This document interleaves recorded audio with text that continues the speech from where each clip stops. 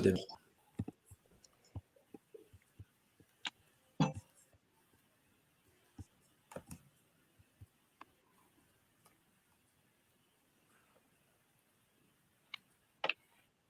Ok.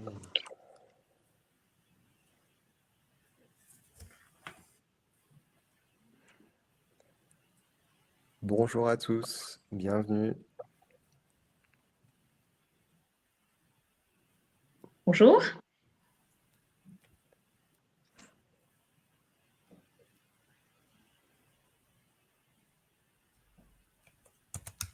Ok.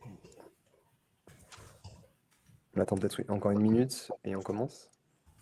Ok.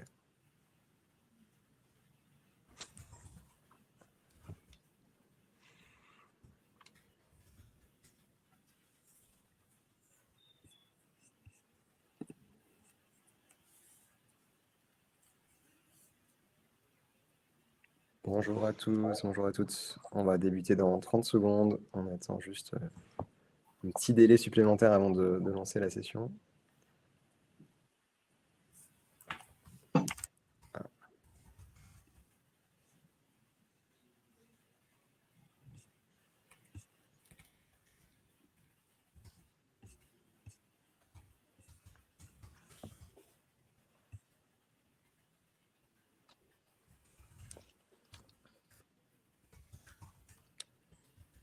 Allez, on va commencer. Donc, bonjour à toutes et à tous. Merci de vous être inscrits sur cette session qui sera dédiée aux innovations et aux challenges RH structurels. Donc, la session sera d'environ 45 minutes, enfin, sera de 45 minutes. Dans un premier temps, il y aura donc notre présentation qui durera environ 30 minutes et on gardera 15 minutes pour les questions-réponses et discussion ouverte. Échange pour la fin de la session. Aujourd'hui, on sera plusieurs participants. Il y aura donc Caroline Garnier, qui est notre DRH. Je te laisse te présenter rapidement, Caroline. Oui, bonjour à toutes et à tous. Je suis donc Caroline Garnier, la DRH pour SAP en France. Ravie d'être avec vous aujourd'hui. Merci, Caroline. Et nous avons Fabrice qui va nous aider sur cette session. Je te laisse te présenter rapidement, Fabrice.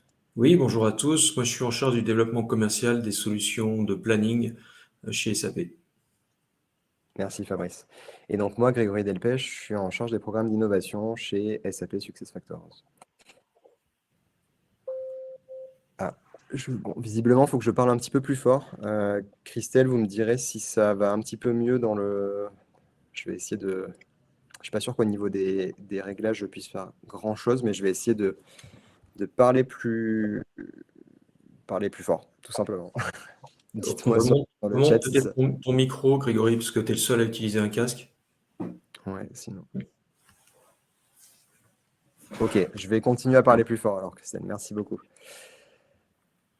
Ok, donc juste donc pour rappel aussi, on va couvrir 3 choses dans cette session. On va vous introduire le concept et les différentes, ce qu'on appelle, on va vous parler du concept des challenges RH structurels, qu'est-ce que ça veut dire, qu'est-ce qu'on entend par ce terme-là.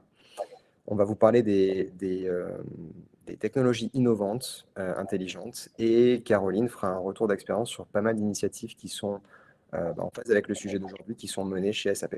Donc, c'est les 3 facettes qu'on va aborder aujourd'hui. On fera le point sur les questions à la fin de la présentation. Donc, juste pour débuter cette session, vous avez ici 2 sur le... Donc, dites-moi si aussi les slides apparaissent bien, mais normalement, tout devrait fonctionner.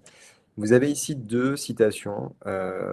Jean-Baptiste Alphonse Karr, qui était un écrivain, essayiste, qui a écrit, enfin qui a dit « Plus ça change, plus c'est la même chose ». Et Hasso Plattner, qui est un des fondateurs de SAP, qui, lors d'un événement en 2021, disait « Est-ce que SAP fait la même chose qu'en 1970 ?» Donc il y a 50 ans. En principe, oui, mais la manière dont nous le faisons est bien différente.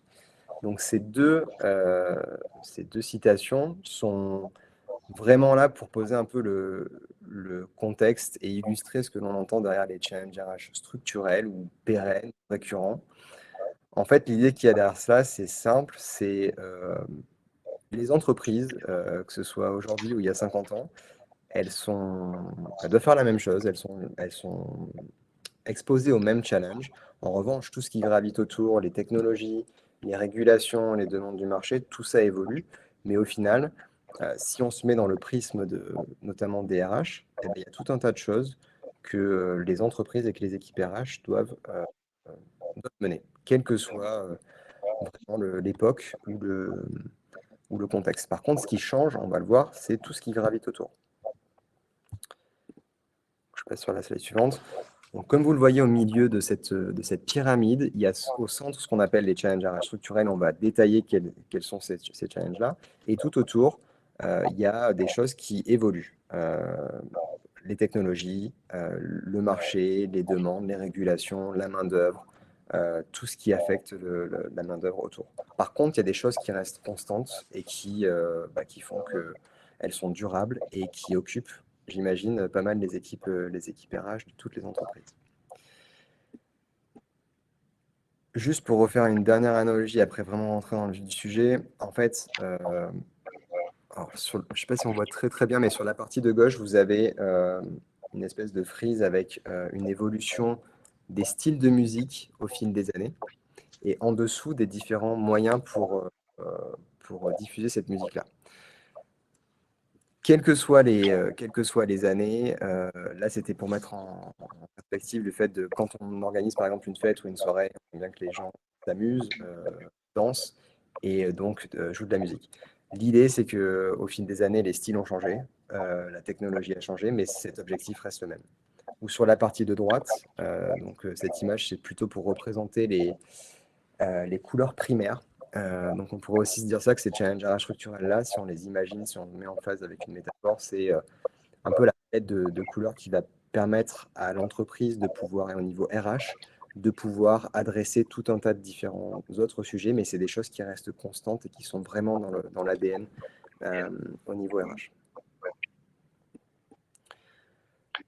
Rentrons maintenant dans le vif du sujet. Quels sont ces 7 challenges RH structurels? Je ne vais pas vraiment tous les détailler un par un, mais je vais vous exposer un peu la structure et les différentes manières de voir ce slide-là, enfin ce tableau-là. Grégory, Oui. excuse-moi de t'interrompre, mais visiblement, le son n'est pas suffisant Je vais-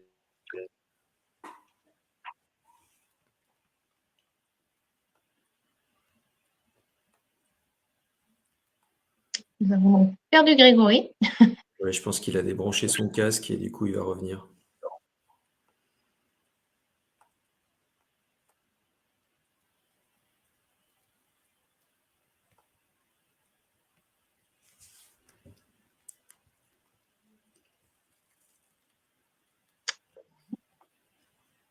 Patientez quelques secondes. Merci à tous.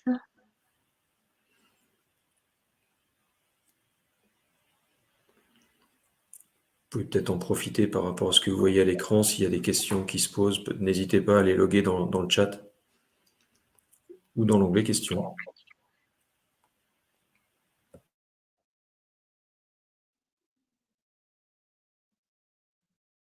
Grégory réapparaître.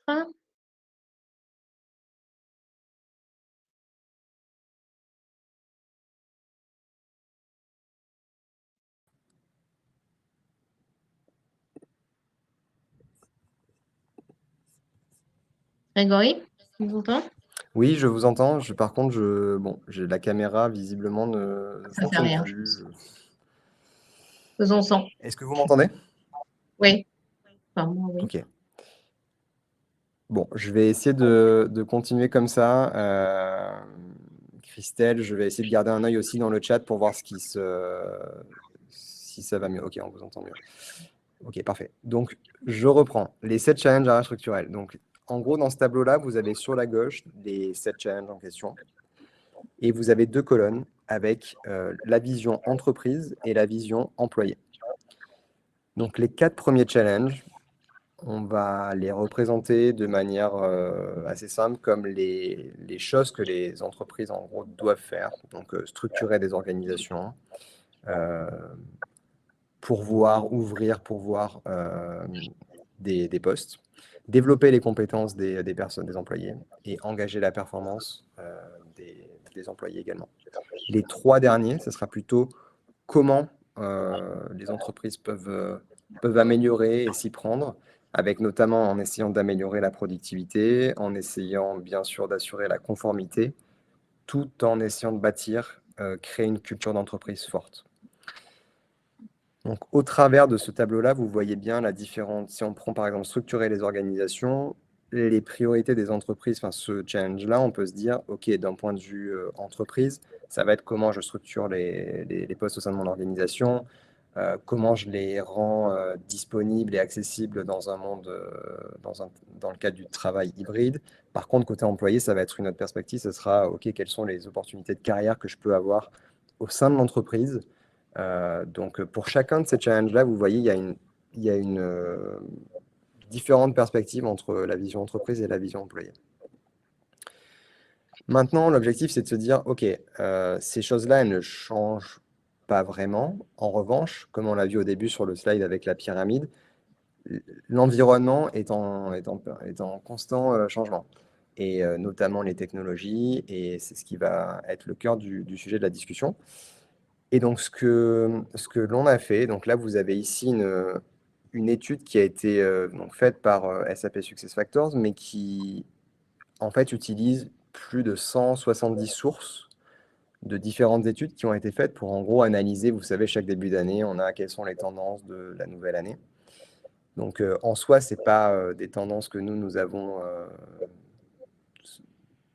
décrites nous-mêmes, c'est plus au travers de cette... On a une équipe chez nous en interne qui est en charge d'étudier, qui s'appelle Research Team, l'équipe de recherche, qui est en gros en charge d'analyser les nouvelles tendances et de ensuite ajuster la stratégie produit pour tenir compte de ces tendances-là. Mais la source de cette étude-là est composée donc de plus de 170 différentes études.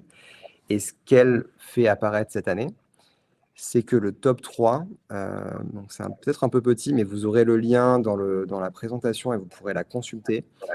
En gros, le top 3 des tendances les plus fortes en 2022, les 2 premières tendances sur le top 3, le travail hybride et le développement, le learning restent constants, et la mobilité interne, pardon, reste constant et reste en priorité numéro 1 et 2. Et il y a la 3e tendance, qui est les technologies intelligentes, qui fait son apparition dans le classement. Donc ça montre qu'il y a quand même quelque chose de fort là-dessus qui est en train de se passer. Donc on voit qu'elles ont eu la plus forte progression entre 2021 et 2022. Et du coup, c'est ce qu'on va essayer de vous présenter maintenant, et notamment Caroline va essayer de vous illustrer ça au niveau des solutions et des initiatives qui sont mises en place chez SAP, qui illustrent comment les technologies intelligentes peuvent aider à apporter des solutions vis-à-vis de ces challenges-là. Caroline, je te laisse la main. Oui, merci Grégory, avec plaisir. Donc, il est vrai que pour rester performantes et attractives, les entreprises sont de plus en plus amenées aujourd'hui à utiliser des technologies intelligentes, et ce, dans de nombreux domaines, dont celui de la RH. Alors, au sein des SAP, nous, on a à cœur d'offrir une expérience personnalisée unique à nos collaborateurs et managers. Et aujourd'hui, on va encore plus loin grâce à l'intelligence artificielle, le machine learning et l'analytique. Alors, ces analyses prédictives nous offrent des perspectives qui sont assez inédites dans l'individualisation de la relation de travail, en permettant de fournir les bonnes données, d'anticiper, et ça nous permet aussi de prendre les bonnes décisions plus rapidement via l'accès à un portail intelligent, personnel et simplifié. Alors, pour aujourd'hui, je vous propose de nous intéresser effectivement de plus près à la manière dont ces technologies intelligentes peuvent jouer un rôle dans le cadre de ces 3 challenges RH structurels que Grégory vous a présentés. Alors, moi, j'ai le bruit d'un clavier. Alors, pour mémoire, donc les 3 challenges que l'on va adresser, c'est d'abord tout ce qui touche à la structure des organisations. Ensuite, la partie développement des compétences et talents. Et enfin, on basculera sur la partie culture d'entreprise, comment on la cultive et on peut l'améliorer, notamment avec les technologies intelligentes. Alors, concernant la structuration des organisations, alors, avec nos solutions, notamment SAP Analytics Cloud, nous avons la possibilité tout d'abord de simuler différents scénarios et de visualiser les structures organisationnelles. Cela nous permet, par exemple, d'améliorer nos approches, notamment en matière de recrutement, de plan de succession ou encore de formation et en définitive, finalement, de planifier au mieux nos ressources. On peut également, avec cette solution, identifier quels sont les risques de perdre nos talents critiques. Quelles sont les raisons principales des éventuels départs? Quels sont les influenceurs positifs ou négatifs? Qui va finalement être amené à partir et pour quelles raisons? Et on a un score de risque, voilà, qui est déduit, hein, de ces algorithmes. Donc c'est un modèle prédictif de risque qui permet de prédire la probabilité de risque de départ de nos talents et cela va nous permettre de créer, des stratégies de rétention, ciblées si nécessaire ou alors d'anticiper les remplacements, voire d'anticiper, la nouvelle organisation à mettre en place. Donc ça nous permet également, de prévoir de manière automatisée le taux d'attrition futur. Alors c'est très précieux, hein, pour nous parce que nous évoluons dans un secteur qui est très dynamique et compétitif et naturellement le départ, de collaborateurs ou de hauts potentiels à des postes clés impacte directement le business et par conséquent va représenter potentiellement un coût, assez matériel pour notre entreprise. Donc l'attrition des employés est prévisible dans des circonstances qui sont, stables, hein. Donc, on a certains paramètres qui sont utilisés et qui peuvent être prévisibles, comme par exemple l'âge de la retraite et d'autres qui le sont moins, comme par exemple des changements, de direction, de financement, ou de performance de l'entreprise. Donc vraiment, nos algorithmes vont nous permettre d'identifier qu'est-ce qui fait que cet employé est susceptible de partir ou au contraire, qu'est-ce qui fait que cet employé va rester?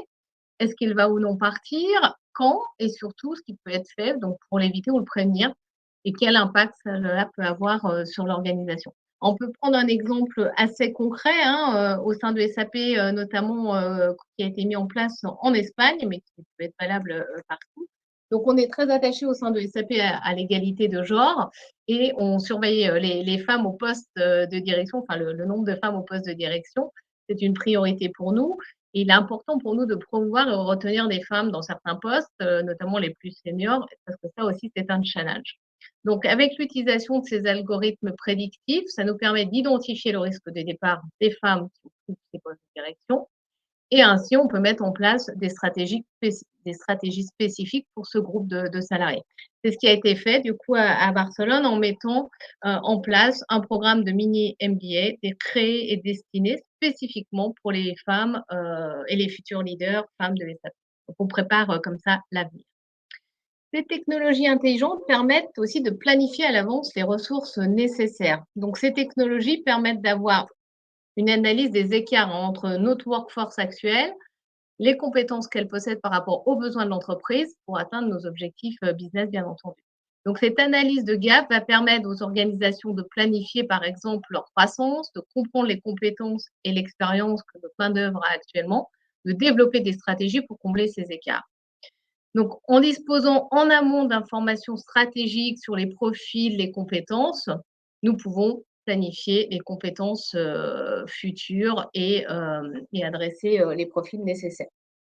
Donc, très concrètement, notre solution, c'est détecter les profils de l'entreprise correspondant à chaque poste, à quelle échéance ils peuvent assurer la relève. Et on a également, au-delà des alertes sur les départs potentiels de salariés, des propositions de solutions de remplacement qui sont des noms de personnes qui sont poussées basées sur leur profil, avec éventuellement le temps qu'ils peuvent mettre pour pouvoir prendre la relève sur ce poste-là et moyennant quel type d'action, de formation ou de perfection. Donc, vous l'aurez compris, on a un système RH qui utilise des technologies intelligentes et qui permet un suivi dynamique. On a également la possibilité avec nos solutions SuccessFactors d'avoir une adaptation en permanence de nos outils aux évolutions législatives du pays. Donc, c'est des mises à jour automatiques, ce qui est très utile dans un grand groupe comme le nôtre. Merci beaucoup, Caroline. Et du coup, maintenant, je pense que ce serait intéressant de voir comment que tu puisses nous apporter ton expérience ou ta vision sur ce qu'apportent les technologies intelligentes dans le cadre du développement des compétences ou des talents. Oui, tout à fait, qui est donc le deuxième challenge que tu as évoqué, Grégory. Alors, comme beaucoup d'entreprises, hein, côté SAP, on encourage nos collaborateurs à être des acteurs de leur propre développement. Avec des solutions intelligentes comme on en dispose, qui est basée sur l'expérience utilisateur, notre outil RH permet aux salariés finalement de prendre en main leur développement de carrière. Ainsi, on bénéficie donc de solutions qui permettent de guider et de favoriser le développement des compétences de nos collaborateurs et qui facilitent en définitive leur parcours de carrière. Donc, ça permet également d'accélérer leur développement, leur perfectionnement, de réajuster leurs compétences si besoin et de favoriser la mobilité interne. Concrètement, donc on a une SAP Opportunity Marketplace qui permet du coup de proposer des opportunités en fonction de chaque profil d'expérience, de formation et de développement de la personne. Donc, on lui propose des formations directement basées sur ces éléments-là. Ça permet également de proposer des échanges avec des peers, des pairs. Également, d'identifier des actions de bénévolat qui pourraient les intéresser et qui pourraient là aussi développer leur expérience et d'avoir aussi recours à des coachs qui sont identifiés via un algorithme intelligent de manière à orchestrer un fit potentiel. Donc, cette analyse de données permet, vous l'aurez là aussi compris, d'améliorer la performance et la rentabilité. Donc, on combine à la fois des données financières et des données RH. Donc, il est intéressant, hein, par exemple, de montrer l'effet que l'apprentissage a sur la performance des employés. Donc, avec de telles solutions intelligentes, il est possible d'analyser l'impact d'une formation spécifique sur la performance. Par exemple, si des salariés qui terminent avec succès certaines formations obligatoires ont de meilleurs résultats business que ceux qui n'ont pas terminé la formation, on peut en déduire qu'il est important que toutes les équipes suivent cette formation obligatoire. Alors, toutes les équipes qui opèrent dans le même domaine, bien entendu. Il est également possible d'analyser si la durée d'apprentissage moyenne a un impact sur la performance du salarié et de calculer alors combien d'heures les employés les plus performants ont consacré à l'apprentissage, à la formation, et donc identifier quels sont les trainings auxquels ils ont consacré le plus de temps afin de le recommander à l'équipe élargie, le cas échéant, ce qui permet de maximiser là aussi la performance des équipes. Merci Caroline. Et du coup, sur la dernière partie sur le dernier point de cette slide-là, est-ce que tu pourrais à présent nous parler de l'impact des technologies innovantes sur la culture d'entreprise et comment elles peuvent aider à la créer, à la développer? Et d'ailleurs, si tu as après différents exemples de culture d'entreprise à illustrer, ça serait aussi bien. Ouais, super. Alors, effectivement, la culture de l'entreprise, pour moi, c'est vraiment ce qui définit et la singularise. C'est aussi surtout ce qui va nous permettre d'attirer, de retenir nos talents et aussi de les engager au quotidien. Alors, chez SAP, je pense qu'on a une culture qui est assez unique, que nous cultivons et qu'on fait évoluer aussi naturellement. Alors, pour cela, je peux vous citer quelques exemples. Par exemple, on utilise différents programmes et nous nous appuyons beaucoup sur le feedback, c'est-à-dire le retour d'informations, alors sous plusieurs angles, vous allez voir. Tout d'abord, on a la culture du feedback dans le cadre de l'évaluation. Donc, on a une culture de l'évaluation et du dialogue qu'on dit en continu chez SAP. Donc, nous n'utilisons plus depuis plus de 5 ans maintenant le processus classique d'évaluation sous forme d'entretien annuel avec des notations que l'entreprise connaisse et qu'on a connu également par le passé.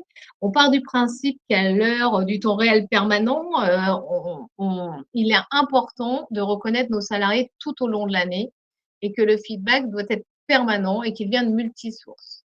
Donc, on a instauré pour ça ce qu'on appelle les SAP Talk, c'est-à-dire un dialogue en continu, donc entre le collaborateur et son manager, sur les activités, les objectifs, bien évidemment, au business, mais aussi et surtout sur le développement du collaborateur.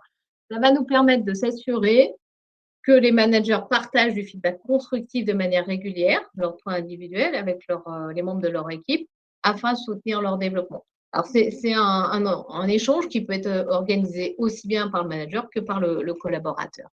On utilise également une application de la Startup 5 Feedback qui permet à chaque collaborateur de demander un feedback sur des soft skills auprès de son écosystème. Ensuite, il partage ou non les résultats de ce feedback. Mais en tout cas, c'est un système qui est basé sur un modèle de questions qui permet à celui qui est interrogé par le collaborateur d'objectiver le feedback qu'il fait à la personne, au collaborateur qui lui demande et de le faire progresser. Et ça marche bien. Donc, ce process de dialogue en continu est considéré par plus de 90% de nos collaborateurs comme vraiment une amélioration significative. Ensuite, on aborde également toujours cette culture du feedback sous un angle de reconnaissance. Alors, ça se traduit comment? Chez nous, ça se traduit par la mise en place de ce qu'on appelle des appreciates via une application qui s'appelle JobPoint et qui permet finalement à n'importe quel salarié de l'entreprise de reconnaître un collègue, donc un pair, quelqu'un de son équipe, quelqu'un d'une autre équipe sur un projet, sur une contribution particulière. Donc, ça se fait soit sous forme d'une reconnaissance autour de nos valeurs, soit éventuellement, cela peut concerner une contribution financière. On peut attribuer des points qui se matérialisent financièrement à un autre collaborateur. Et enfin, on a la culture du feedback aussi au travers d'enquêtes régulières que l'on fait auprès de nos salariés. Alors, on a la chance de bénéficier de la solution Qualtrics en interne SAP, qui permet de mettre en place finalement des enquêtes régulières auprès de nos salariés, et ceci de manière plutôt facile, et qui nous permet de requérir du feedback finalement quasiment en temps réel. Donc, on utilise ce type d'enquête, je dirais très, très régulièrement, au-delà de l'enquête annuelle que l'on fait mondialement auprès de tous nos salariés. Par exemple, durant le Covid, on a utilisé ce système d'enquête pour savoir si notre communication était adaptée, si nos collaborateurs avaient les bons outils à disposition, etc. On l'utilise également régulièrement pour voir si les initiatives, les actions que l'on met en place, notamment au niveau RH, mais pas que, nous correspondent aux attentes de nos salariés et ça nous permet également de progresser si ce n'est pas le cas. Donc, on le fait par exemple sur la qualité de vie au travail, sur nos programmes mis en place dans ce cadre-là, sur notre pilote FlexWork, etc. Donc, ça nous permet vraiment d'analyser, de comprendre les principaux facteurs finalement d'engagement de nos collaborateurs et d'améliorer l'expérience collaborateur. Donc, ces enquêtes nous permettent, outre des résultats qualitatifs, quantitatifs, d'obtenir des résultats qualitatifs et d'avoir également des recommandations faites directement par l'outil Qualtrics. Donc ça, c'est sur la partie plutôt, je dirais, feedback qui participe de notre culture. On a une autre caractéristique, c'est vraiment de favoriser, je pense, une culture d'apprentissage et de développement au sein de SAP. Donc, l'évolution de carrière, le développement des compétences, c'est primordial chez SAP. Nos salariés sont nos assets les plus précieux. Donc, on attache beaucoup d'importance à la mise en œuvre d'une véritable culture du learning dans lesquelles nos collaborateurs sont encouragés à faire évoluer leurs compétences. Donc, pour ça, on a différents programmes. Par exemple, celui du fellowship. Donc, c'est un programme de formation qui permet aux salariés, donc qui est mis en place depuis maintenant une douzaine d'années. C'est un programme assez innovant qui permet d'accompagner les collaborateurs qui le souhaitent dans le développement de nouvelles compétences par une immersion temporaire en interne, donc qui va de 1 à 6 mois, dans un autre service, une autre équipe en France, à l'étranger. Ainsi, ça permet à nos collaborateurs de se former et d'acquérir de nouvelles expertises. C'est vraiment une expérience, une méthode d'expérience et un apprentissage à travers ses pairs, en fait. C'est du peer learning. Donc, c'est un programme qui apporte de l'agilité à l'organisation, qui permet un transfert de compétences entre les différents services et qui est finalement, je dirais, une source d'attractivité aussi pour les futurs candidats de SAP, qui est très apprécié de nos collaborateurs. Nous avons également, dans le cadre de notre culture, des programmes CSR qui permet là aussi à nos des programmes, je dirais, CSR, c'est la partie fondation de SAP qui permet à nos salariés de s'investir s'ils le souhaitent, par exemple dans le coaching de start-up à impact social. Là, d'ici quelques semaines, on coach 4 à 5 start-up à impact social qui sont issus de Tech for Good et dans lequel, du coup, les collaborateurs intéressés peuvent coacher donc, ces start-up sur une période relativement courte et chacun finalement retire une expérience assez précieuse au quotidien. On apprend du domaine des startups, un écosystème qui nous tient au corps aussi au sein des SAP. Donc, nous avons également des initiatives qui sont portées par nos salariés et qui contribuent à fédérer nos collaborateurs autour d'une cause et à la solidarité entre tous. Par exemple, pas plus tard que la semaine passée, on a eu 2 initiatives qui contribuent à la recherche contre le cancer des enfants. Et ce sont des initiatives portées par nos salariés et qui fédèrent tout le monde. Donc, peut-être un dernier exemple, parce que le temps tourne, un dernier exemple qui lie la culture et la technologie là aussi. On part du principe, alors bon, c'est un exemple qui est autour de l'évolution de notre culture, autour de la diversité et de l'inclusion. On s'est rendu compte que pour faire évoluer une culture durablement, les actions de sensibilisation sur la partie diversité et inclusion, comme on peut le faire sur la parité homme-femme, la partie LGBT, le handicap, etc., ne suffisent pas pour avoir un impact durable. Que l'on doit en fait l'accompagner d'actions répétées, d'initiatives répétées pour avoir un impact dans le temps et faire progresser réellement notre culture. Donc, on a mis en place à disposition de l'ensemble de nos collaborateurs une plateforme SAP qui s'appelle Inclusive Mindset Challenge et qui permet à chacun finalement d'apprendre un comportement, qu'est-ce que c'est qu'un comportement inclusif, et de l'expérimenter dans un contexte réel via des petits défis.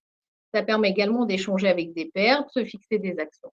Et ça, on a des nouveaux challenges. Donc, c'est une plateforme qui comprend des challenges sur toutes les dimensions de la partie diversité et inclusion et qui permet, du coup, qui est accessible 24 heures sur 24, 7 jours sur 7 et qui permet de tester dès que l'on a envie nos comportements inclusifs. Et, on a des nouveaux challenges, c'est alimenté régulièrement par des nouveaux challenges. Donc, c'est vraiment voilà, quelques exemples, je pense, de ce que peuvent nous apporter les technologies intelligentes dans le domaine de la RH. Donc, voilà, moi, ce que j'avais envie de partager avec vous aujourd'hui. Il nous reste 15 petites minutes pour prendre, du coup, pour échanger et répondre à vos éventuelles questions. Ou si vous avez des remarques, n'hésitez pas. Donc, peut-être que certains d'entre vous souhaitent partager leur vision sur des sujets ou challenges RH que vous avez et apporter une autre perspective. N'hésitez pas. Je crois qu'il y avait une question dans le chat, Caroline, qui était que mettez-vous en place pour répondre au premier des challenges présentés qui s'appelle le travail hybride? Alors, pour le travail hybride, chez SAP, on expérimente depuis 1 an maintenant ce qu'on appelle le flex work. Donc, on avait jusqu'à présent un accord de télétravail relativement classique qui existe depuis près de 8 ans maintenant chez SAP, avec la possibilité de télétravailler alors en fonction des métiers, 1 à 2 jours par semaine, un jour fixe, un jour volant, ou avoir un pool de jours, par exemple, pour les personnes qui sont des consultants. On teste actuellement et on est en train de négocier avec nos partenaires sociaux un accord d'entreprise qu'on espère conclure d'ici quelques semaines, un modèle complètement flex, c'est-à-dire qui est basé sur finalement la confiance et la responsabilité, de la responsabilisation de chacun et qui vise à ce que chaque équipe définisse son mode de fonctionnement. Donc ça, alors c'est pas un modèle 100% de télétravail, mais c'est un modèle complètement hybride. Ça veut dire que vous pouvez être, par exemple, une semaine en télétravail, puis venir les jours la semaine suivante, etc. Donc, c'est évidemment basé sur les besoins business aussi, et ça permet d'apporter une certaine flexibilité à nos collaborateurs. Et donc, c'est quelque chose de gagnant-gagnant. Et donc, c'est ce qu'on expérimente et qu'on va implémenter durablement les semaines qui viennent. Ça répond à la question. Donc, pour ça, on a fait effectivement un pilote, des enquêtes. On avait des équipes ambassadrices également. Est-ce qu'il y a d'autres questions ou remarques?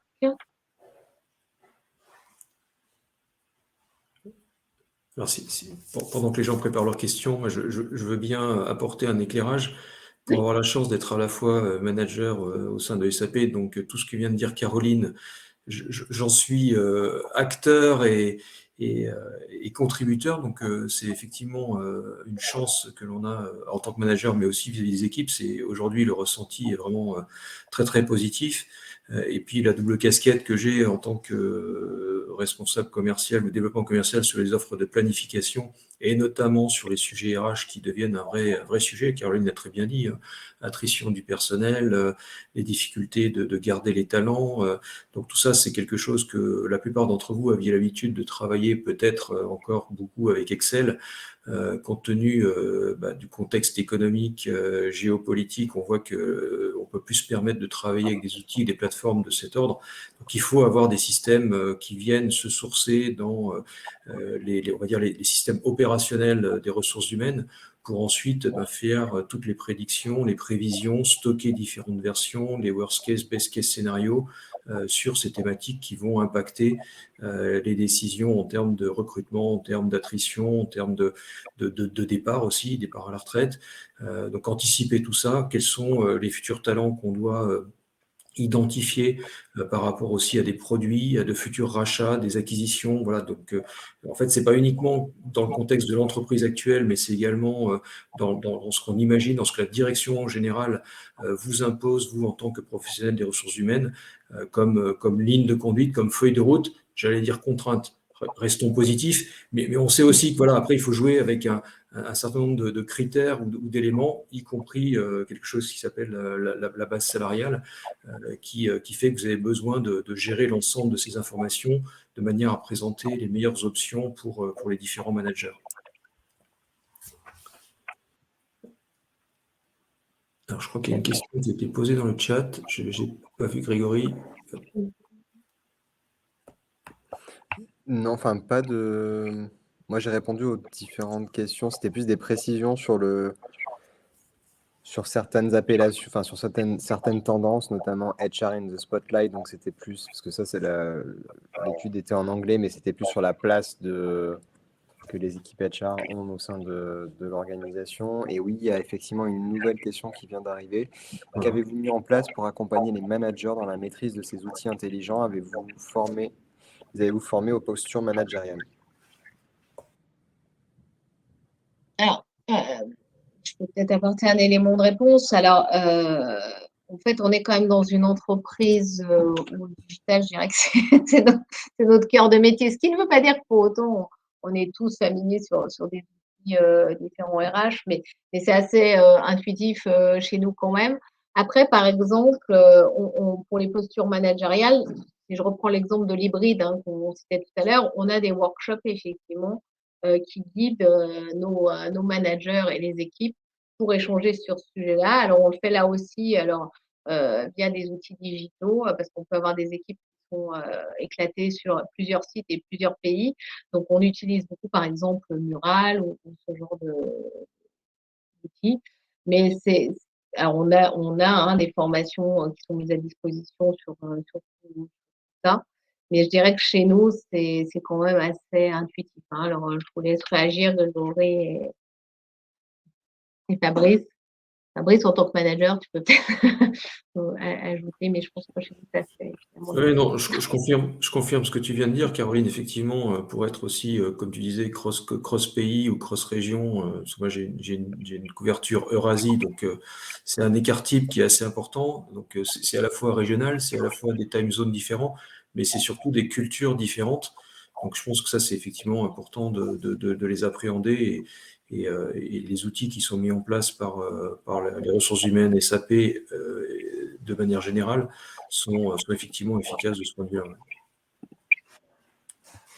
Donc l'idée, c'est que chacun trouve effectivement chaussure à son pied et se sente à l'aise. Je pense que la motivation, il n'y a rien de pire qu'un salarié qui se pose des questions et qui fait que du coup, il va commencer à regarder ailleurs. Donc l'objectif, c'est vraiment d'avoir tous les outils, tous les ingrédients, même si après, ça reste parfois théorique. C'est comment les utiliser au mieux en fonction d'un contexte. L'être humain reste complexe à appréhender. Donc, ce qu'on va imaginer avec une personne de son équipe ou une équipe sur une région va peut-être pas être applicable de la même manière sur une autre équipe. Donc ça aussi, ça fait partie du rôle du manager d'être attentif et de s'adapter en fait. On est vraiment dans un monde mouvant au sens large, dans tous les sens du terme. Donc je pense que c'est vraiment une composante qui doit faire partie du costume du manager, avec l'appui bien sûr des différents outils que les équipes ressources humaines peuvent proposer. Après, là, on est focusé sur la partie technologie intelligente parce que c'était le thème de la session, mais d'un point de vue ressources humaines et RH, on travaille beaucoup sur la base de workshops aussi, donc de design thinking avec nos collaborateurs et nos managers pour pour dimensionner nos différentes initiatives et programmes et voir ce qui fait sens pour eux, quelles sont les attentes et y répondre au mieux plutôt que designer ça, je dirais, en chambre entre nous et puis de mettre en place des choses voilà, qui ne correspondent pas aux besoins et aux envies des uns et des autres. Ça, c'est le côté moins technologie intelligente et très humain. Exact. Alors, peut-être un éclairage qu'on peut donner par rapport à ce qu'on voit chez nos clients, parce qu'effectivement, tu disais, Caroline, SAP, on est un acteur incontournable des solutions, des progiciels. On est connu sur l'ERP, il n'y a pas de doute là-dessus. Mais suite aux différentes acquisitions, on s'est diversifié dans différents domaines et notamment sur l'aspect RH, qui, on l'a dit, est une composante importante. Donc, on a complété ce dispositif avec des solutions de planification stratégique. Donc, ça va chercher forcément des informations de type opérationnel. On va descendre jusqu'au niveau matricule pour récupérer tout ce qui est les différentes positions, les différents grades, de manière à pouvoir évaluer un petit peu se projeter finalement sur les besoins, à la fois en termes de promotion, en termes de ressources, par rapport à de nouvelles activités, comment affecter en fait ces personnes sur différents projets en fonction soit de leurs compétences actuelles, soit de leurs compétences futures. Donc ça, c'est vraiment des thèmes qu'on retrouve fréquemment chez nos clients qui sont mis en œuvre avec des modèles planning qui sont spécifiques aux ressources humaines. Après, Caroline, tu l'as très bien dit, l'objectif, c'est à chaque fois forcément d'avoir un recoupement avec la partie finance, puisque derrière, dès lors qu'on travaille sur ces différentes hypothèses, ça a un impact financier, donc pas uniquement en termes de salaire, mais voilà, sur les efforts de formation, qu'est-ce qu'on imagine, quels sont les budgets qui sont associés, et donc forcément les comparer avec le réaliser avec l'information qui a été remontée par les différents systèmes comptables ou RH. Donc on est vraiment à chaque fois dans une logique de trouver le bon tempo entre des données opérationnelles qui soient suffisamment granulaires, tout en respectant aussi une dimension stratégique, donc qui est peut-être un peu plus agrégée, mais qui va donner du sens par rapport on va dire à la stratégie qui peut être, qui a été la feuille de route qui a été imaginée ou demandée par la direction générale. Donc c'est finalement travailler au sein du département RH, mais en contributeur, en partenaire finalement avec les autres directions de l'entreprise qui ont ces besoins également de pilotage de la performance au sens large.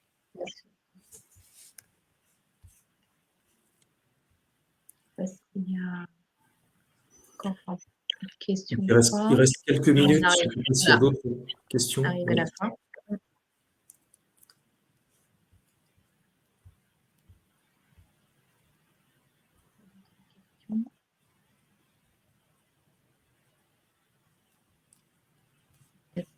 Clôturer maintenant.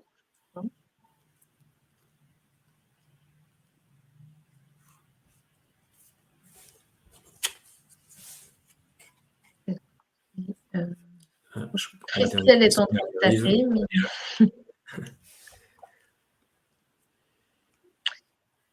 Et merci à tous. J'espère que cette conférence était intéressante pour vous et puis à disposition par ailleurs si besoin.